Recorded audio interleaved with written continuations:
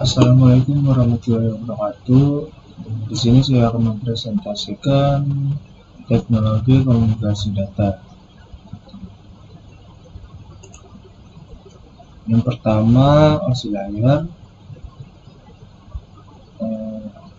OSI layer atau Open System Interconnection adalah model referensi yang mana tercipta dalam bentuk kerangka konseptual.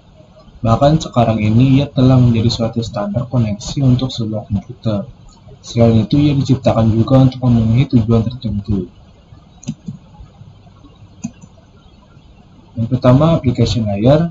Application layer adalah lapisan yang menjadi pusat atau center terjadinya suatu interaksi antara pengguna atau end user dengan aplikasi yang bekerja menggunakan fungsionalitas sebuah jaringan.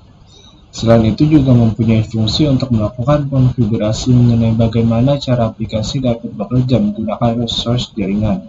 Contoh standarisasinya yaitu FTP, TCP, dan POP3.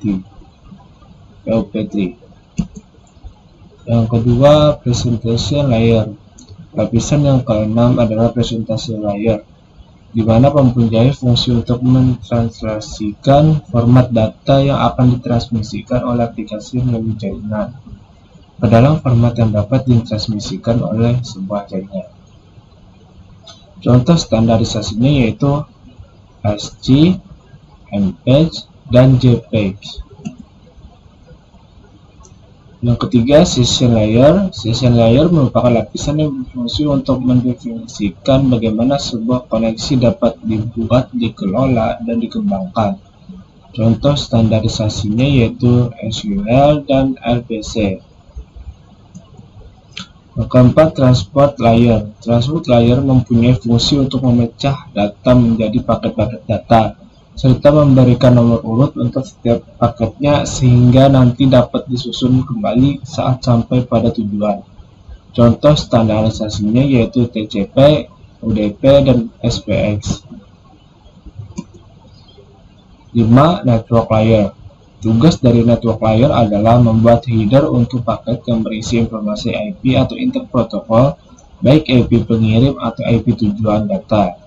Pada suatu kondisi, network layer juga melakukan proses routing melalui internet networking dengan menggunakan bantuan router dan switch pada layer ketiga. Contoh standarisasinya yaitu IP, IPX, RIP, HTTP, ARP, dan RARP. 6. Data link layer. Pada data link layer memiliki tugas untuk menentukan setiap bit data dikelompokkan menjadi format yang disebut dengan frame, serta menentukan bagaimana perangkat jaringan seperti hook, repeater, bridge, dan switch pada layer 2 dapat beroperasi. Contoh standarisasinya yaitu PPP, MTU, dan SLIP. 7. Physical layer. Fungsi physical layer adalah untuk mendefinisikan media transmisi jaringan, sinkronisasi bits, metode pensinyalan, serta membangun arsitektur jaringan seperti pengkabelan dan topologi jaringan. Contoh standarisasinya yaitu 10 base, 100 base, dan RS232. Selanjutnya, RIP atau Radio over Internet Protocol. RIP, singkatan dari Radio over Internet Protocol, adalah sebuah teknologi sistem radio yang menggunakan standar Voice over IP atau VoIP dan bekerja melalui perangkat lunak maupun keras. IP memungkinkan adanya multi komunikasi dengan banyak frekuensi serta terhubung dengan perangkat komunikasi. 1. Base Station. Base Station atau disingkat BTS adalah sebuah infrastruktur telekomunikasi yang memfasilitasi komunikasi yang nirkabel antara piranti komunikasi dan jaringan operator. 2. IP Gateway. IP Gateway adalah IP yang berfungsi untuk menghubungkan jaringan lokal atau LAN dengan jaringan publik atau internet atau bisa sebaliknya. 3. IP Interface.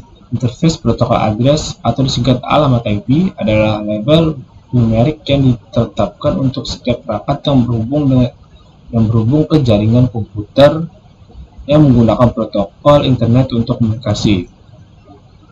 4. repeater berfungsi untuk memperpanjang rentang jaringan dengan cara memperkuat isyarat elektronis. Luasan repeater pada setiap 2,5 km membuat LAN yang menggunakan Ethernet rentang jaringannya dapat diperpanjang hingga 20 km. Keuntungan menggunakan sistem RoIP yaitu yang pertama, ekonomis, mengurangi biaya penyewaan saluran telepon untuk remote yang dikontrol base station dengan menggunakan standar koneksi internet yang telah dipasang di area tersebut.